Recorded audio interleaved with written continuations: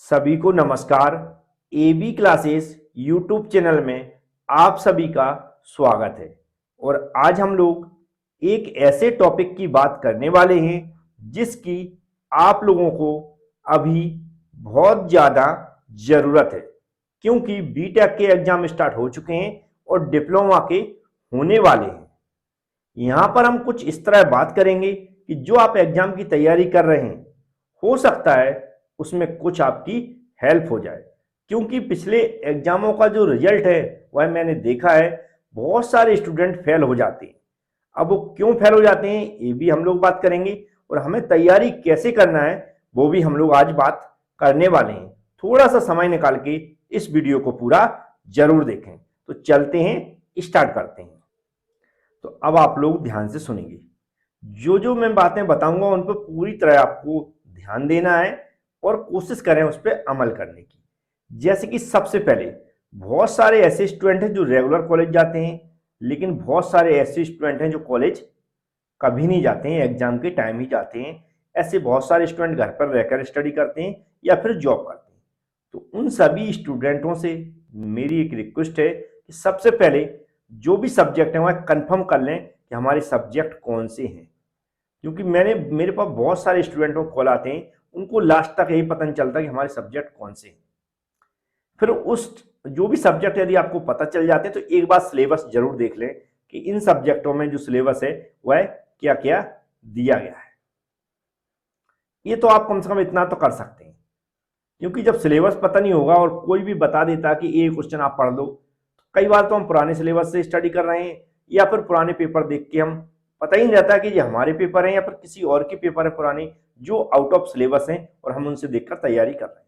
तो इतना आप समय निकालें कि इतनी जानकारी जरूर ले लें यदि आप जॉब कर रहे हैं या घर पर रहकर स्टडी कर रहे हैं। फिर इसके बाद सबसे इंपॉर्टेंट है मटेरियल। मटेरियल क्या होता है सभी लोग जानते हैं। सभी स्टूडेंट किसी ना किसी कॉलेज में पढ़ रहे हैं, खासकर प्राइवेट की अगर हम बात करें तो प्राइवेट वाले स्टूडेंट क्या करते हैं, फीस देते हैं। कोई 10,000 दे रहा है, कोई 15,000 दे रहा है, कोई 20,000 दे रहा है, चाहे वो बीटेक के स्टूडेंट हो या फिर डिप्लोमा के स्टूडेंट हो। 25-25, 30,000 तक या 40,000 तक फीस देते हैं। हो सकता है गवर्नमेंट पॉलिटेक्निक है उसमें कुछ बच्चों की फीस ना लगती हो, स्कॉलरशिप वगैरह मिलती हो, लेकिन फीस कहीं ना कहीं से दी जाती है और खर्चा भी होता है।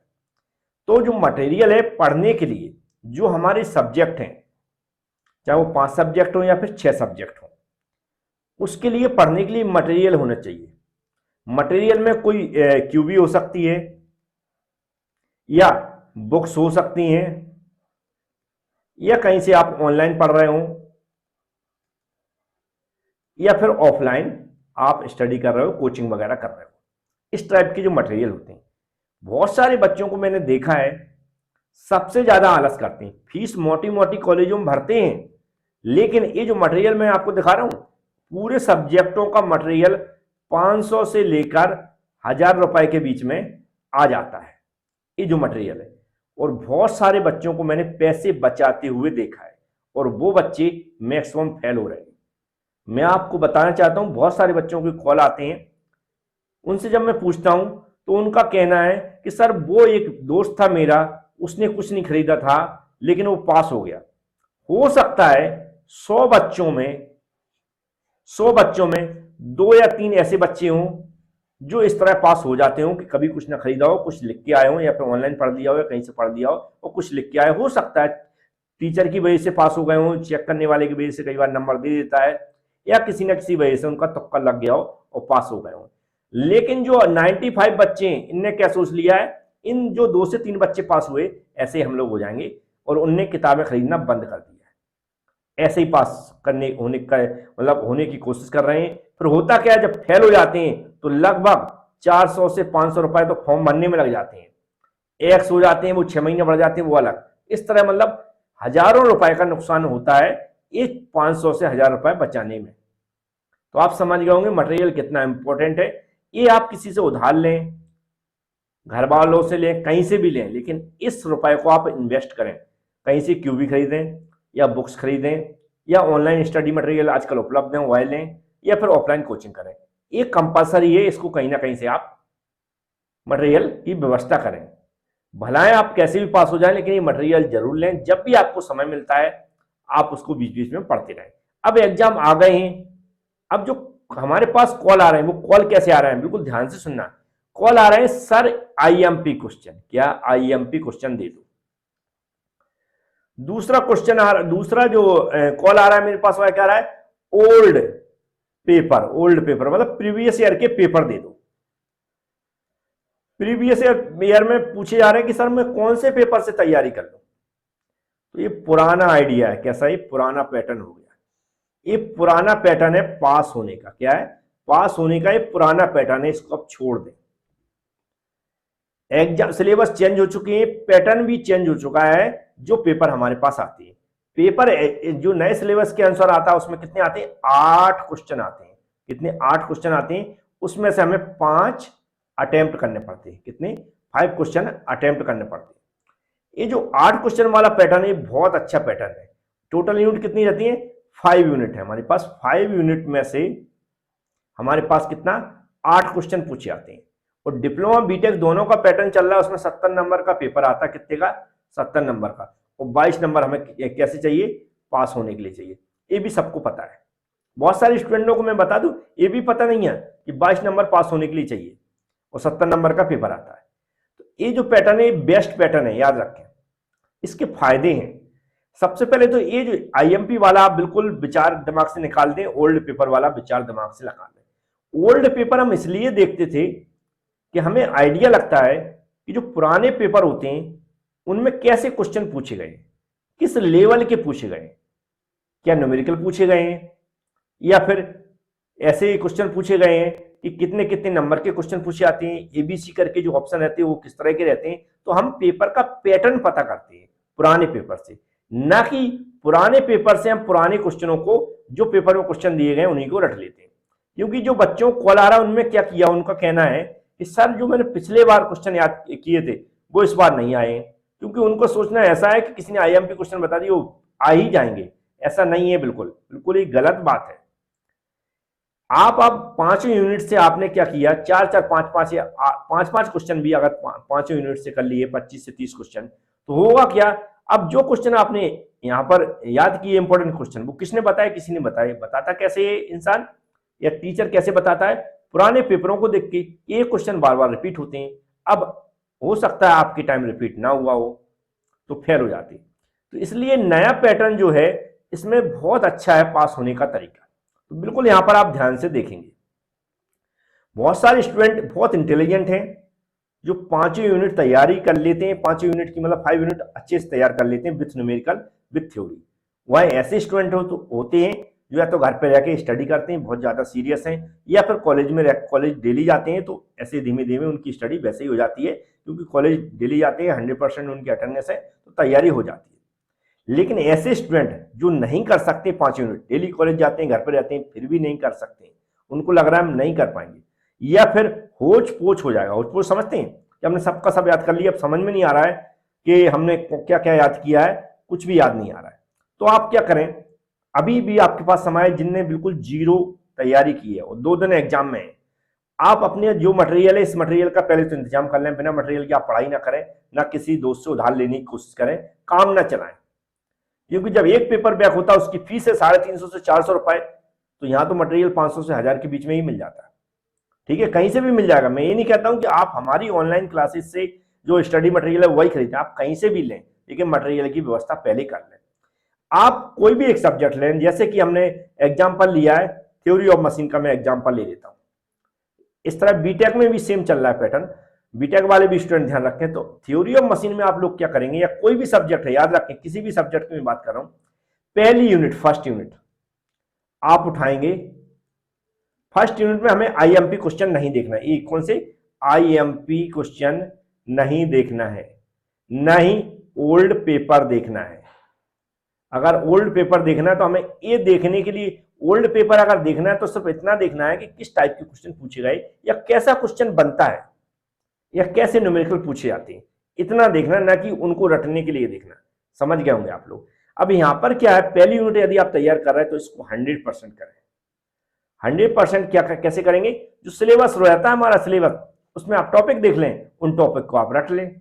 अगर डायग्राम है तो डायग्राम कंपलसरी होना चाहिए, आपको बनाना आना चाहिए और एग्जाम में बना के आना चाहिए। यदि उस चैप्टर में न्यूमेरिकल क्वेश्चन है तो वो भी आपसे बनना चाहिए, क्योंकि कुछ आजकल जो सिलेबस आ रहा है डिप्लोमा की यदि हम बात करें तो उसमें क्लियर लिखा हुआ है कि इस टॉपिक से न्यूमेरिकल पूछे आएंगे। तो वो भी बहुत अच्छी बात है कि क्लियर पहले ही लिख दिया कि इस टॉपिक से न्यूमेरिकल पूछे आएंगे। और कुछ एग्जामों में मैं देख चुका हूं कि उसमें ऐसा ही हुआ है कि जिस टॉपिक पे न्यूमेरिकल क्वेश्चन का बोला गया उसी टॉपिक पे पूछा गया है। तो ये 100% कैसे तैयारी होगी पहली यूनिट की? सबसे पहले जो टॉपिक दिए गए, यदि उनकी थ्योरी है, आपकी जो स्टडी मटेरियल है, तो थ्योरी पढ़ लें। यदि न्यूमेरिकल सिलेबस में लिखा है किसी टॉपिक का तो उस न्यूमेरिकल उसका कर लें। ऐसे करके आप 100% कर लें। तो ये हो गया हमारा पैटर्न 100%।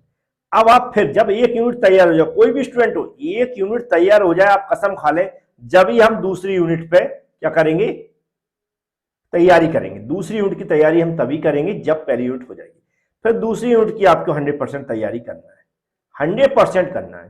ठीक है, 100% में मैं बता चुका हूं फिर से। अगर थ्योरी है, कोई डेफिनेशंस हैं, एडवांटेज हैं, डिसएडवांटेज हैं, एप्लीकेशन, इस तरह कुछ भी आप पूरा याद करें। कोई वर्किंग है, कोई डायग्राम है, कोई न्यूमेरिकल क्वेश्चन है। न्यूमेरिकल क्वेश्चन के टॉपिक डिसाइड रहते हैं पहले से, तो इसको कर लें। 2 यूनिट हो गई अपनी क्षमता के अनुसार। अगर 2 यूनिट हो रही हैं, हमारे पास समय है, तो फिर तीसरी यूनिट स्टार्ट करें। क्या करें? तीसरी यूनिट स्टार्ट करें। उसको भी आप 100% करेंगे। यदि आप समय के अनुसार बता रहे, पहले आप 100% कर लें तभी दूसरी पे आप स्विच करें। जब दूसरी 100% कर लें तब तीसरी पे स्विच करें। जब तीसरी 100% हो जाए तब आप चौथी यूनिट पे स्विच करें, है ना। और आपको लग रहा है नहीं हम 3 यूनिट कर पा रहे हैं 100%, तो 3 ही छोड़ दें।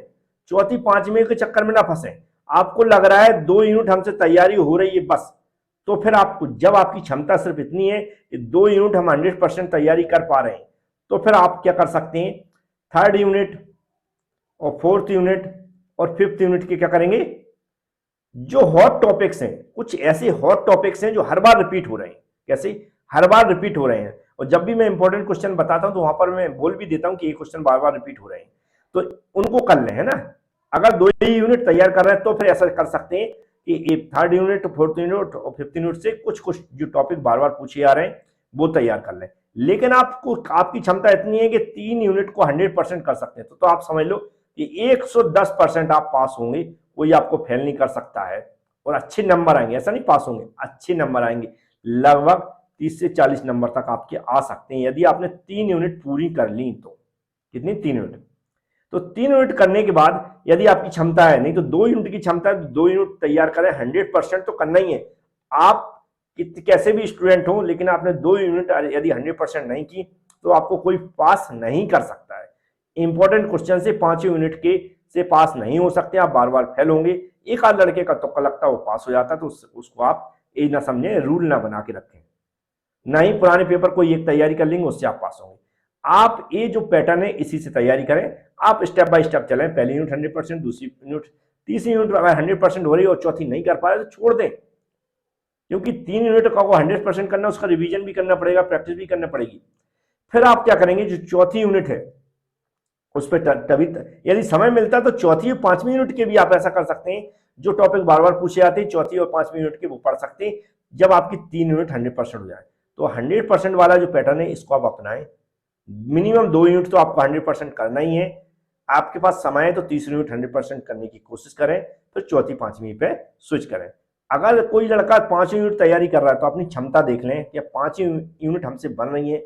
बहुत सारे ऐसे स्टूडेंट हैं जिनसे हमारी बात होती है और 5वीं यूनिट तक के क्वेश्चन पूछ लेते हैं, मटेरियल भी है उनके पास, सब कुछ है, 5वीं यूनिट पढ़ने में लगे रहते हैं, लेकिन 5वीं यूनिट तैयार नहीं कर पाते हैं और लास्ट में उनके पास तो होते हैं 100%, लेकिन नंबर कैसे होते हैं, कम आते हैं। कैसे आते हैं? कम आते हैं। कम का रीजन है कि 5वीं यूनिट के चक्कर में वो क्या रहते हैं, 5वीं यूनिट करने के चक्कर में रहते हैं, वो घबराते रहते हैं, यार ऐसा ना हो कि इस यूनिट से ना पूछा जाए, इस यूनिट से ना पूछा जाए। तो 5 कर लो। करने अच्छी बात है, पढ़ना अच्छी बात है, नॉलेज के लिए पढ़ना चाहिए, लेकिन एग्जाम की तैयारी कर रहे हैं तो बिल्कुल ध्यान रखें 100% वाला पैटर्न चला के चलें। अगर 3 यूनिट आप 100% कर रहे हैं तो चौथी 100% करने की तभी कोशिश करें जब 3 यूनिट कंप्लीट हो जाए। 5वीं यूनिट तभी करें जब आपकी 4 कंप्लीट है। ऐसा ना हो कि थोड़ा थोड़ा करने के चक्कर में, 5 करने के चक्कर में हमारी जो 1st से 3rd यूनिट के जो क्वेश्चन आना वो छूट जाए। तो पैटर्न आप समझ गए जो मैं बताने चाह रहा हूँ। तो ये आप समझ गए होंगे। सिर्फ पैटर्न हमें क्या अपनाना है, 100% वाला अपनाना है। 5वीं यूनिट की मैं बात नहीं कर रहा हूँ, पहली यूनिट 100%, फिर दूसरी यूनिट 100%, 2 यूनिट 100% तैयारी होंगे तभी आप तीसरी पे स्विच करें, क्योंकि पास होने के लिए दो तो कम से कम पास दो यूनिट तो कम से कम 100% आपको तैयारी करना ही पड़ेगी, क्योंकि उसमें ऑब्जेक्टिव क्वेश्चन भी आएंगे। यदि आप डिप्लोमा स्टूडेंट हैं तो वो भी कहीं ना कहीं नंबर कवर करते हैं, तो इस तरह आप पास होने के चांस पूरे पूरे बन जाते हैं यदि आपकी 2 यूनिट तैयारी है। तीसरी यूनिट की पूरी कोशिश करें उसको तैयार करने की। चौथी पांचवी वही स्टूडेंट तैयार करें जो बिल्कुल मतलब कॉन्फिडेंस है फर्स्ट सेकंड थर्ड यूनिट के लिए कि हमारी 3 यूनिट की बहुत अच्छी तैयारी है, अब हम चौथी पांचवी करेंगे। जिन लड़कों को लग रहा है नंबर कम आते हैं वो परेशान रहते हैं कि हम ए भी कर लें, ए भी कर लें, ए भी करने में अपना समय बर्बाद ना करें, रिवीजन करें, जो आता है उसकी प्रैक्टिस करें, न्यूमेरिकल की कोई डायग्राम है तो उसकी बनाने की कोशिश करें, जितना है उसका सॉलिड करें। इसके अलावा अब लिखने की कई बार प्रॉब्लम आती है, वो लिखना मैं बता देता हूं। तो ये कॉपी कुछ इस तरह की रहती है, यहां पर एक लाइन रहती है, याद रखें ये लाइन रहती है, तो इस लाइन के बाद कई बच्चे ऐसी लाइन खींच देते हैं, हमने देखा इधर से खींच देते हैं और इधर से भी खींच देते हैं, देखा होगा सभी आप लोग ऐसे खींच देते हैं, तो ये गलत बात है, बिल्कुल गलत बात है, ऐसा है ना, मैं बताता हूं बिल्कुल गलत बात है। आपको कहां से ये लाइन नहीं खींचना है, नहीं ये लाइन खींचना है आपको, ऑलरेडी ये लाइन बनी रहती है, तो आप यहां पर क्वेश्चन नंबर लिख सकते हैं। यहीं से हमें स्टार्टिंग से लिखना स्टार्ट करना है, बिल्कुल पूरी कहां तक लिखना है, बिल्कुल यहां तक लिखना है, और फिर क्या करना है, फिर यहां से लिखना स्टार्ट करना है, ऐसे करके पूरी कॉपी भरना है। बीच में कोई डायग्राम है उस डायग्राम को बनाना है, डायग्राम उतना ही बड़ा बनाए जितनी जरूरत है, कॉपी भरने के चक्कर में बहुत बड़ा डायग्राम ना बनाए। अब कई बच्चे क्या कर रहे हैं, पहली लाइन में लिखते हैं, दूसरी में नहीं लिखते, फिर तीसरी में लिख देते हैं, मतलब एक लाइन छोड़ के लिखते हैं, तो वो भी गलत बात है। इसके अलावा यहाँ पर जो हम राइटिंग में लिखते हैं, तो यदि एक बार यहाँ लिख रहे हैं, फिर क्या बच्चे करते कई बार इतना बड़ा गैप छोड़ देते हैं, फिर यहाँ लिखते हैं, मतलब कॉपी भरने के चक्कर में कुछ भी कर रहे हैं। तो कॉपी भरने से नंबर नहीं मिलते, जो लिखते हैं उससे नंबर मिलते हैं।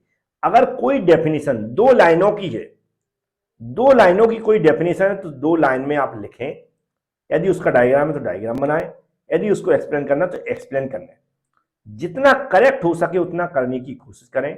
जब आपको कुछ नहीं बन रहा है तो आप क्या करें, जब कुछ नहीं बन रहा तो क्या करें।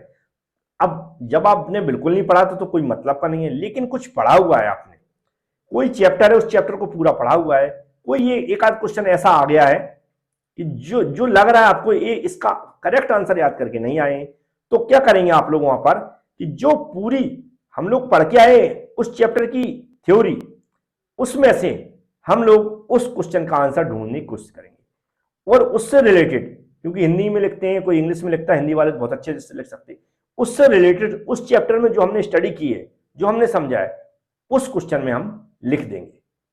कई बार होता क्या, क्वेश्चन उस चैप्टर से रिलेटेड जो हम लिख देंगे उसी चैप्टर का क्वेश्चन है, लेकिन क्वेश्चन ऐसा पूछा गया है जो हम पढ़ के नहीं आए, तो कई बार नंबर मिल जाते हैं। ऐसा ना करें कि कुछ भी कहीं का भी लिख रहे हैं, इसलिए मैं बता रहा हूं कि जो लाइन छोड़ने वाला पैटर्न खत्म कर दें, बड़े बड़े दूर दूर लिखते हैं बड़, वो भी खत्म कर दें, जो यहां पर लाइन खींच दे इसको भी खत्म कर दें। सबसे पहले जितना बनता है, जो एक्चुअल डेफिनेशन है, यदि याद है तो उसको लिखें, नहीं है तो थोड़ा एक्सप्लेन करके भी लिख सकते हैं, लेकिन उसी से रिलेटेड, उसी चैप्टर से रिलेटेड होना चाहिए, उसी टॉपिक से रिलेटेड होना चाहिए। स्टार्टिंग शुरुआत ऐसे करें कि जो क्वेश्चन आपसे बहुत अच्छे बनते हैं उन्हीं से शुरुआत करें, लास्ट में वो उस क्वेश्चन करें जो आपसे नहीं बनते, क्योंकि शुरुआत में आपने इंप्रेशन खराब कर दिया कि एक डेफिनेशन है 3 लाइनों की 4 लाइनों की, आप पूरा पेज भर के आ रहे हैं, तो इंप्रेशन खराब हो जाता है, टीचर को ऐसा लगता है इसको कुछ नहीं आता है, और उसका जो असर पड़ता हुआ आगे वाले क्वेश्चन में पड़ जाता है, क्योंकि स्टार्टिंग में उसका जो हाथ है वह चलना तेज हो जाता है, फास्ट तरीके से चेक करने लगता है कि इसको कुछ नहीं आता है, और अगर 4 नंबर का क्वेश्चन है 2 नंबर 1 नंबर देके आगे बढ़ जाता है। तो इस तरह लिखने की कोशिश करें, कॉपी भरने से नंबर नहीं मिलते हैं, ये आप बिल्कुल दिमाग में बैठा लें। अच्छे डायग्राम बनाने से, अच्छा लिखने से, करेक्ट लिखने से अच्छे नंबर मिलते हैं। जो पास होना है, तो पास होने के लिए कई बार ऐसा होता है 1-1 2-2 नंबर मिल जाते हैं, कुछ भी लिख के आते हैं, तो वो ऐसे स्टूडेंट पास हो जाते हैं। उम्मीद है आपको समझ में आया होगा कि कैसे तैयारी करना है। 100% यूनिट की तैयारी वाला रूल इस बार फॉलो करें। जो पिछला रूल था इंपॉर्टेंट क्वेश्चंस का और पुराने पेपर देखने का, उसको बिल्कुल अपने दिमाग से डिलीट कर दें। पुराने पेपर हम लोग इसलिए देखेंगे कि किस टाइप के क्वेश्चन पूछे आते हैं, किस टाइप के क्वेश्चन बनते हैं, कितने कितने क्वेश्चन पूछे आते हैं, किस टाइप के न्यूमेरिकल क्वेश्चन पूछे आते हैं, सिर्फ इसलिए देखेंगे, ना कि उस पेपर को रटने के लिए। क्योंकि कई स्टूडेंट तो डायरेक्ट क्वेश्चन पूछ रहे हैं कि सर कौन सी ईयर का पेपर हम रट लें, तो वो गलत बात है, आप लोग फिर से फेल हो जाएंगे। कोई एक आध स्टूडेंट पास हो जाता तुक्का से, तो उसको पास ना समझें। उम्मीद है आप समझ गए होंगे। मटेरियल जरूर कहीं ना कहीं से व्यवस्था करें, चाहे तो क्यूबी खरीदें या फिर ऑनलाइन परचेजिंग करें। Thank you friends.